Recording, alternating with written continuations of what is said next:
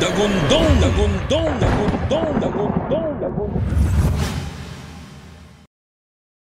Magandang araw pong muli sa inyong lahat, mga kaibigan. Isa na naman pong edisyon ng Dagundong, ang ating pong pakikinggan, tutunghayan ngayon pong araw na ito. Mga kaabante, maganda naging panukala nitong si Senator Christopher Lawrence Bongo, na sa halip na mapunta sa mga project na hindi naman nakikita ang pondo ng ating mga kababayan o ng pondo ng bayan, ay mas makabubuting maglaan na rin tayo ng mas malaki pang pondo o budget dito sa mga dito sa larangan ng sports o palakasan. Marami tayong mga magagaling na mga atleta. Marami tayong naiuuwi. Pero alam nyo, yung suporta ng pamahalaan dito sa mga atleta ho nito, nakatuon lamang sa mga malalaking event, nakatuon lamang sa yung Olympics. Yan. Mga international activities or international event. Pero pagdating sa mga incentives ng ating mga atleta na nakapag-uuwi ng karangalan sa atin, kulang eh. Doon din lang tayo. Halimbawa, sa Olympics, doon may mga incentives na natatanggap ang ating mga manlalaro. Eh paano naman sa ibang mga patimpalak, sa ibang mga larangan? Marami na hong sitwasyon na sabi nga ay Juan, marami ng sitwasyon na itong ating mga manlalaro ay tumanggap ng medalya. Merong batang-bata pa. Nananalo na ho sa chess, nananalo na ho sa ilang mga activity, sa ilang mga sporting events, pero walang sapat na recognition mula sa pamahalaan. Minsan nga sa balita nga wala eh. Actually, hindi lahat. Mababalita ngayon pag natsyempohan ng ating mga sports writers na galing abroad, itong estudyante na ito, nanalo ng ganyan. Itong estudyante na ito, nanalo ng ganyan.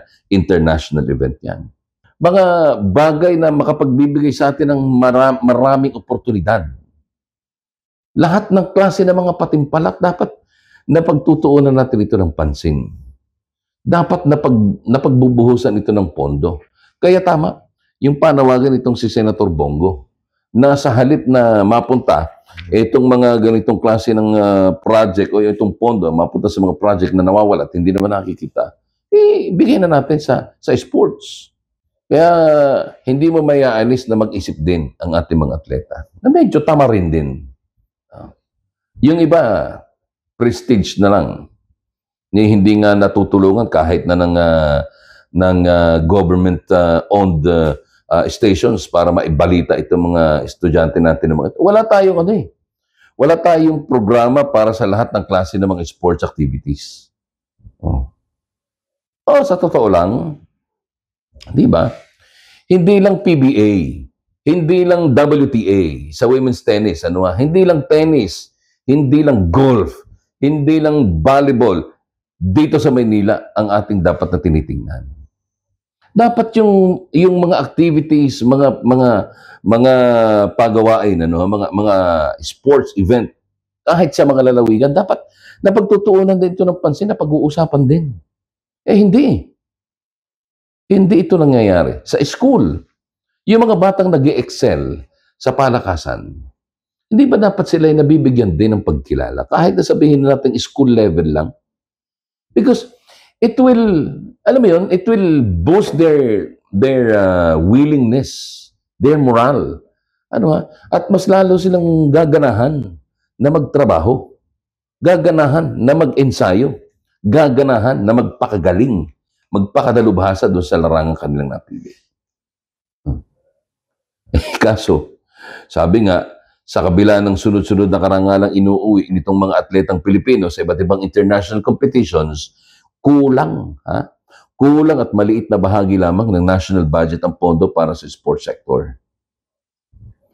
Ay, di ba dapat ito gawa natin ng paraan? Philippine Sports Commission, Games and Amusement Board, mga government-owned control corporations, na kumikita naman. Bakit hindi natin sila tulungan? Napatunayan naman na, na sa lumipas na ilang taon na kapag buo ang suporta ng gobyerno, at the private sector, lumalakas. Di ba ga? Tingnan nyo. Medyo bumaba ang performance natin nung nagkalukuhan. Di ba? Lumakas ang performance natin noong napansin ng marami, yung ginawang pandaraya noon kay Onyok Velasco, naalala ninyo? Di ba? Kaya, puro pangako din lang ang nakuha ni Onyok. Pero nakapagpalakas ng moral ng mga manlalaro ng ating mga atleta. Di ba? Makakatulong yan. Bigyan natin ng pagkakataon. Magkano ba? Siguro, kung akong tatanungin, tama lang. Para matutukan ito ng pansin, ng husto, hindi ho Philippine Sports Commission ang meron tayo. I agree with Senator Bongo na magkaroon tayo ng sports department.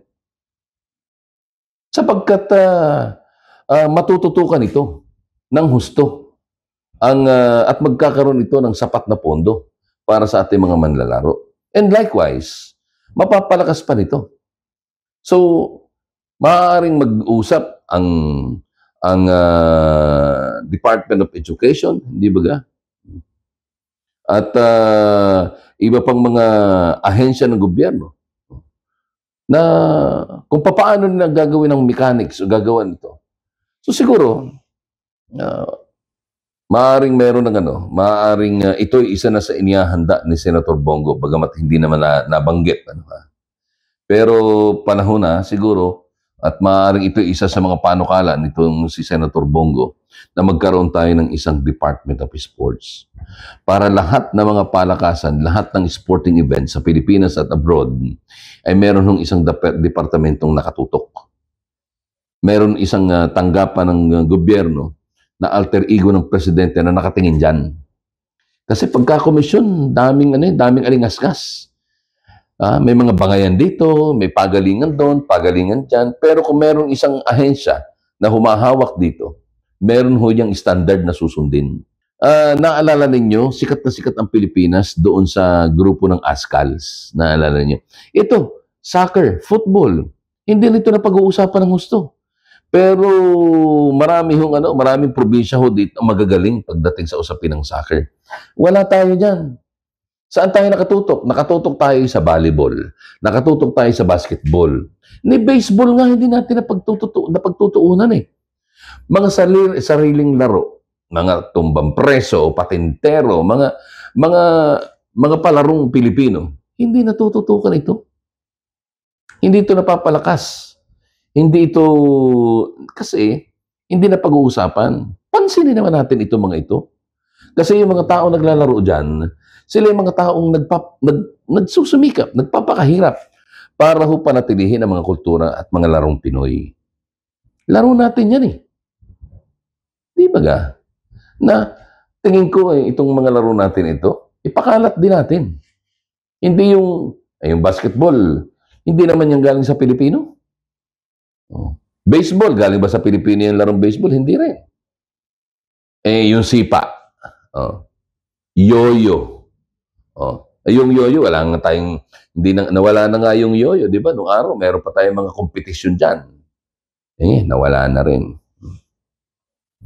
Di ba? Sa chess, bihirang-bihira din mapag-usapan. Kasi laro ng matatalino. Ay, nako. Tulungan ho natin ang ating mga atleta. Siguro ay marapat lamang na makiisa tayo doon sa balakin o layunin ng ating ni Senator Bongo. Hindi naman ito sa kung ano pa man. Ito'y para sa mga atleta. Why not? Siguro ay bilang mga mamamayan, tapos tayo na mga magulang na merong mga athletic na mga anak, di ba ga? Mga anak na into sports, di ba?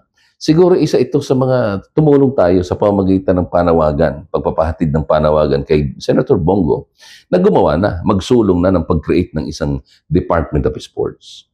Para nang sa ganon ay mapalakas natin ang mapaganda natin ang kinabukasan ng ating mga atleta.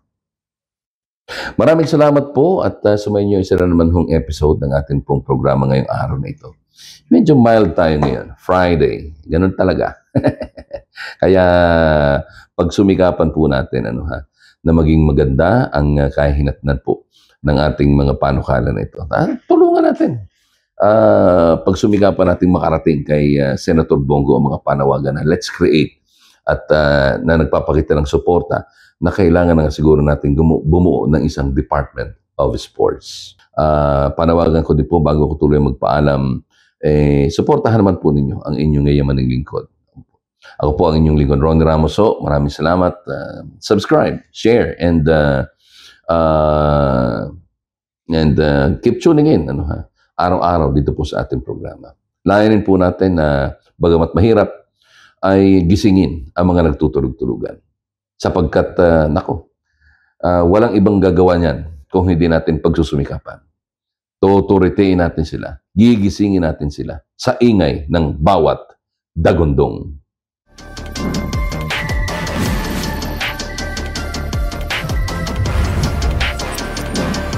Dagundong, dagundong, dagundong, dagundong, dagundong.